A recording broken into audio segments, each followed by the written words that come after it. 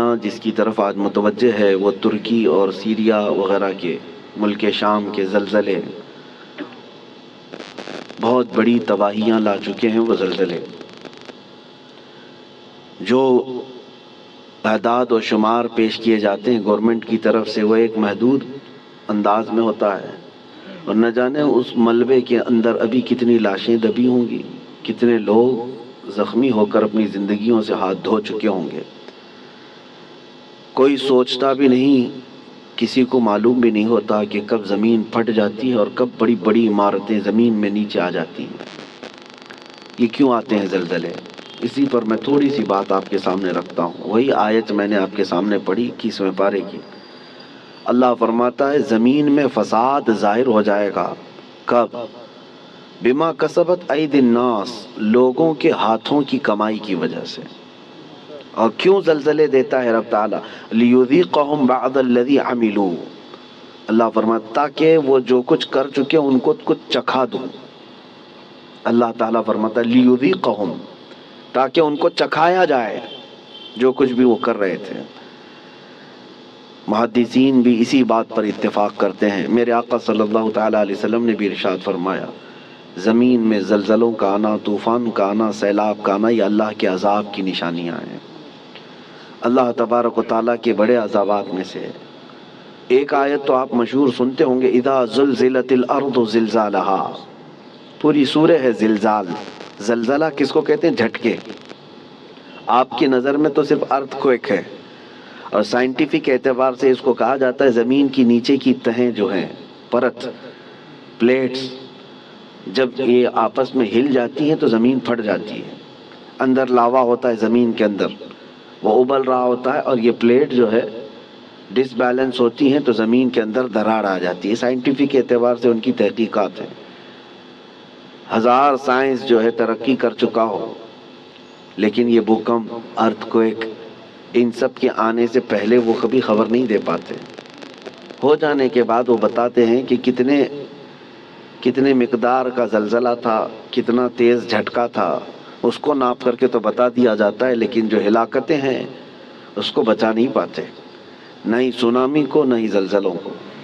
قرآن میں جس زلزلے کا ذکر ہے اذا زلزلت الارض زلزالہا، یہ آیت سن کر کے ہمارے امام اعظم ابو حنیفہ رحمۃ اللہ علیہ مغرب کی نماز سے لے کر کے جو روتے رہے تو رات گزر چکی تھی، پوری رات ان کی داڑھی سے آنسوؤں کے قطرے ٹپکتے تھے، مصلی بھیگ جاتا تھا اس ایک آیت کو سننے کے بعد کہ اللہ کیا فرماتا ہے اس میں، جب زمین ہلا دی جائے گی، اذا زلزلت الارض زلزالہا واخرجت الارض اثقالہا، اور زمین اپنے اندر بوجھل چیزوں کو باہر نکال دے گی، سب نکل جائے گا۔ لیکن اس آیت میں جو زلزلے کا ذکر ہے وہ سب سے لاسٹ، فائنل اور بڑا زلزلہ ہے جو قیامت کے قریب ہوگا۔ اس وقت پوری دنیا کی زمین ہلا دی جائے گی، وہ ایک علاقے کی نہیں ہے، ایک ملک کی یا ایک خطے کی نہیں۔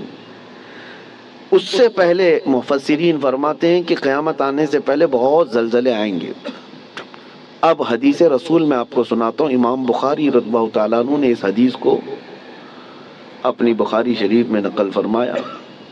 اللہ کے حبیب صلی اللہ تعالیٰ علیہ وسلم نے ارشاد فرمایا جب امانتیں ضائع ہونے لگ جائیں، زنا عام ہو جائے اور گانے بازی کی کثرت ہونے لگ جائے، حضور پاک صلی اللہ علیہ وسلم فرماتے ہیں زمین میں زلزلوں کی کثرت ہوگی، ہر جگہ زلزلے آنے شروع ہو جائیں گے اور قیامت قریب ہوگی، ایک زمانہ دوسرے زمانے سے نہایت قریب ہو جائے گا۔ اور حدیث پاک بخاری شریف کی حدیث ہے، میرے آقا فرماتے ہیں مال کی فراوانی اتنی ہوگی، مال اتنا ہوگا جیسے لگتا ہوگا کہ ہر جگہ سے ابل رہا ہے مال، ہر ایک کے پاس مال آئے گا، مال آئے گا، غریب کوئی نہیں رہتے۔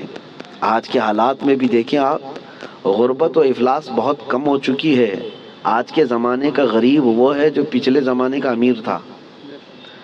آج کا جو غریب ہے اس کو غریب کس کو کہتے ہیں؟ بھائی اس کے پاس کار نہیں ہے، اس کے پاس بائک نہیں ہے، غریب ہے، اس کو آج غریب سمجھا جاتا ہے۔ کھاتا پیتا ہے، پہنتا ہے، گھر بھی ہے، سب ہے۔ غربت اس طرح کی نہیں رہے گی، مال کی فراوانی ہوگی، یہاں تک کہ حضور پاک صلی اللہ علیہ وسلم فرماتے ہیں دریائے فرات سے سونے کا پہاڑ ظاہر ہوگا، اگر تم زندہ رہے تو اس میں سے ایک پائی بھی لینے کی کوشش مت کرنا، حضور نے فرمایا، اس لیے کہ اس کے حصول کے لیے لوگ ایسے لڑیں گے کہ 100 لوگ اگر اس مال کو، سونے کو لینے جائیں گے، 99 قتل ہو جائیں گے، ایک بچے گا، مر جائیں گے سب۔ اور اسی حدیث پاک میں جو میں نے کہا زلزلے والی، اسی میں اللہ کے حبیب صلی اللہ علیہ وسلم نے فرمایا حرج بڑھ جائے گا، حرج بڑھ جائے گا۔ تو صحابہ نے پوچھا کہ حرج کیا ہے میرے آقا؟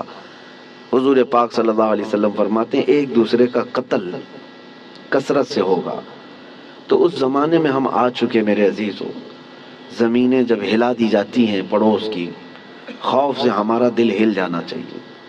حضرت عمر ابن عبدالعزیز رضی اللہ تعالیٰ عنہ 5ویں خلیفہ راشد ہیں، ان کے زمانے میں کسی ملک میں زلزلہ آیا، زمین ہل گئی، تو وہاں کے جو گورنر تھے، وہاں کے جو ذمہ دار تھے، حاکم تھے، ان کے نام پر حضرت عمر ابن عبدالعزیز نے فوراً خط جاری کیا کہ جیسے ہی زلزلہ آیا، حالانکہ وہ زمانہ عمر ابن عبدالعزیز کا تھا، عدل و انصاف کا زمانہ، ان کے زمانے میں جس جگہ پر زلزلہ آیا تھا اس جگہ انہوں نے اتنا ٹائٹ کر دیا، کورونا میں جیسے کوارنٹائن وغیرہ کے معاملات، ایسے حضرت عمر ابن عبدالعزیز نے سارے لوگوں کو ٹائٹ کر دیا، کہا اس پورے خطے کے لوگ کثرت سے استغفار کریں، سب استغفار میں مشغول ہو جائیں، کوئی ایک بندہ بھی نہ رہے۔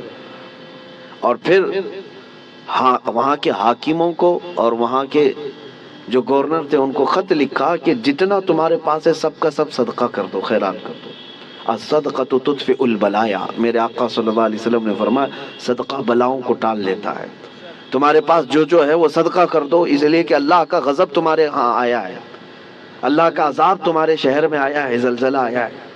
تو سارے لوگوں پر آپ نے لازم کر دیا تھا کہ استغفار میں مشغول ہو جائیں اور صدقہ و خیرات کثرت سے کرنے لگ جائیں۔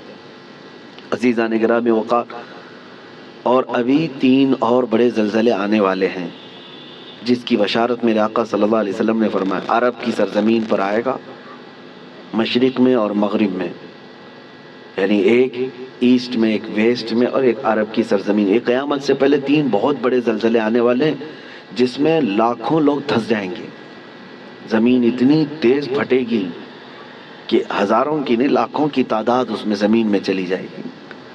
مشرق میں ہم لوگ بھی آتے ہیں، ویسٹرن میں دوسری کنٹریز ہیں، آپ کو پتہ یورپ وغیرہ، اور عرب ہے۔ اور ان زلزلوں کے متعلق جو فرمایا گیا وہ قیامت سے قریب آنے والے ہیں، وہ بڑی نشانیوں میں سے ہیں۔ اور ان عذابات میں جو گرفتار ہو گئے، اللہ کی پناہ، اللہ کی پناہ، کوئی دنیا کی طاقت انہیں نہیں بچا پاتی، کوئی دنیا کی طاقت انہیں روک نہیں سکتی۔ اسی لیے آج میں یہ میسج دینا چاہ رہا تھا کہ کثرت سے استغفار میں لگ جائیں۔